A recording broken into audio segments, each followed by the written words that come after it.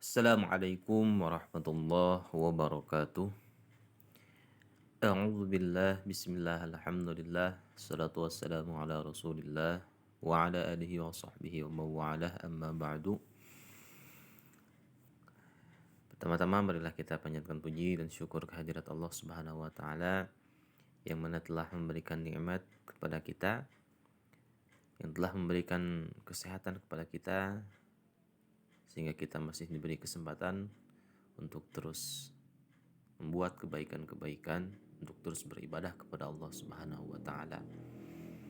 Tak lupa salawat beserta salam semoga tetap terlimpah curahkan kepada junjungan kita, yakni Habibana wa Nabiyana Muhammad sallallahu alaihi wasallam, pada keluarganya, para sahabatnya, para tabi'in dan sampailah kepada kita sebagai umatnya yang terus patuh terhadap ajaran-ajarannya. Amin ya Allah ya rabbal alamin.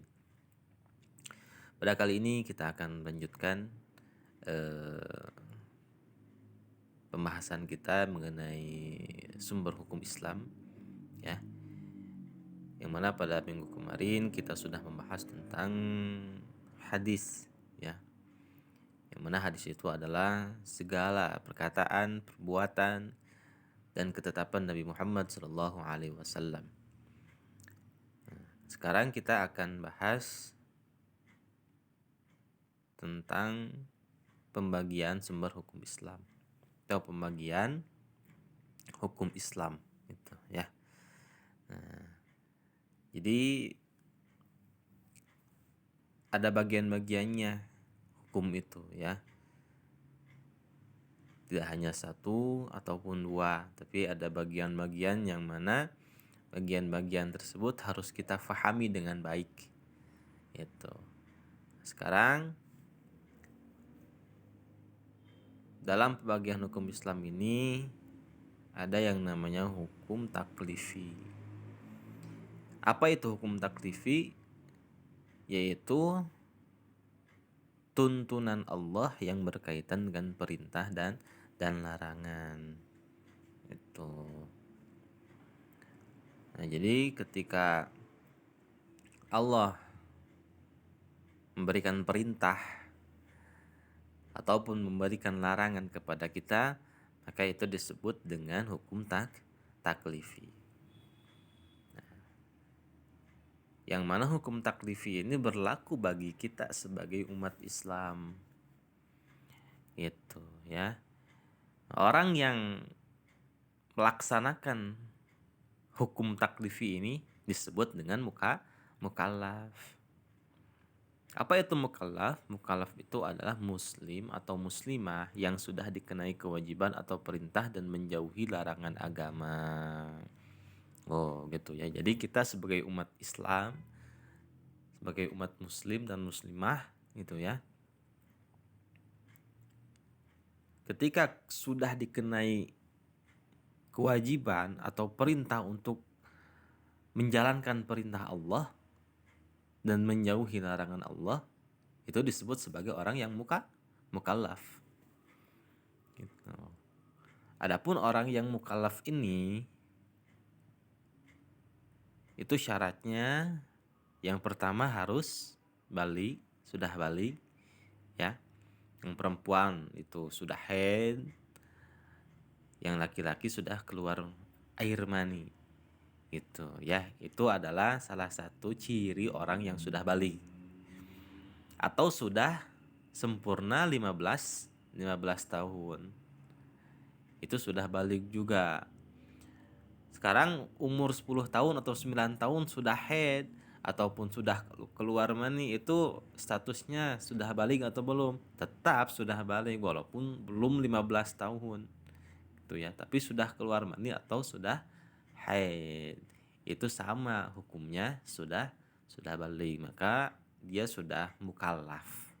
Gitu ya, sudah ada kewajiban untuk melaksanakan perintah Allah. Nah, yaitu yang pertama. Yang kedua, berakal. Orang gila gimana? Masuk gak? Tidak, karena tidak ada akal ya. Tidak ada akal, otomatis dia tidak ada kewajiban untuk melaksanakan perintah agama, untuk sholat, untuk puasa, tidak ada kewajiban kalau orang gila. Itu ya.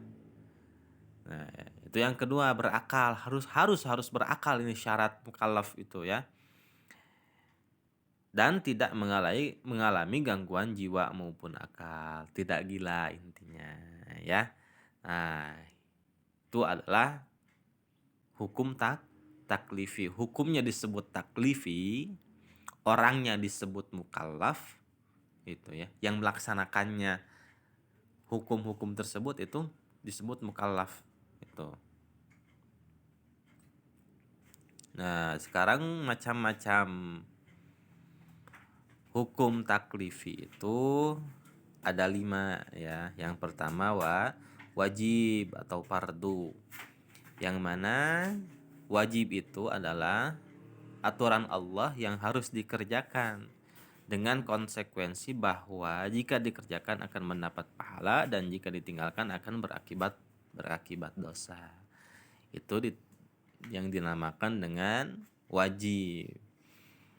Contohnya seperti apa? Sholat, ya, puasa di bulan Ramadan, itu hukumnya wajib, tidak boleh ditinggalkan. Ketika kita mengerjakannya menjadi suatu pahala, ketika meninggalkan menjadi dosa. Itu wajib hukumnya.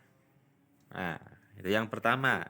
Yang kedua, sunnah atau mandub itu ya.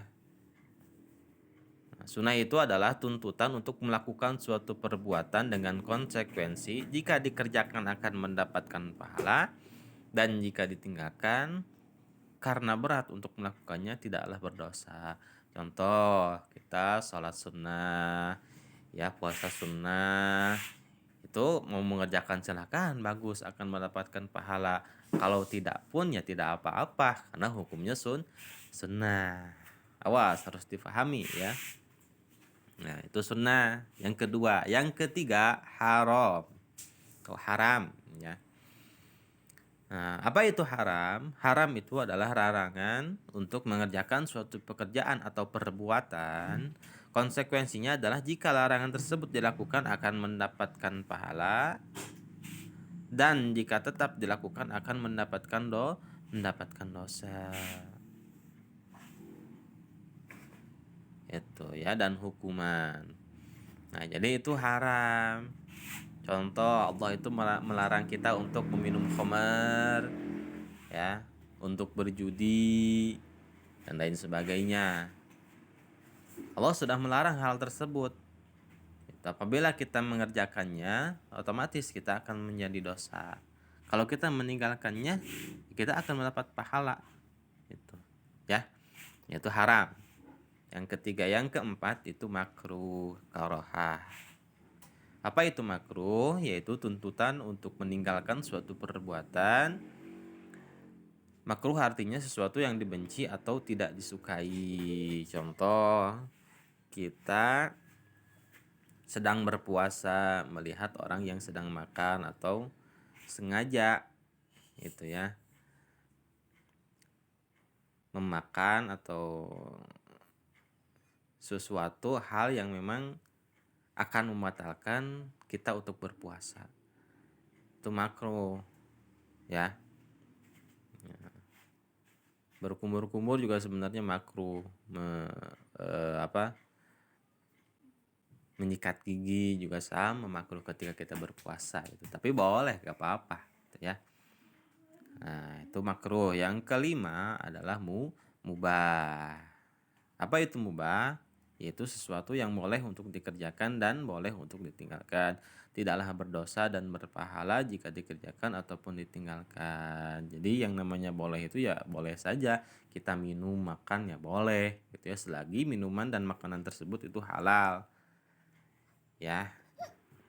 Gitu. Nah, itu adalah macam-macam daripada hukum taklifi. Jadi pembagiannya seperti itu, ada wajib, ada sunnah, ada haram, ada makruh, ada mubah. Nah, jadi itu adalah macam-macam hukum taklifi atau pembagian hukum Islam gitu ya. Jadi itu bagian-bagiannya mohon untuk difahami.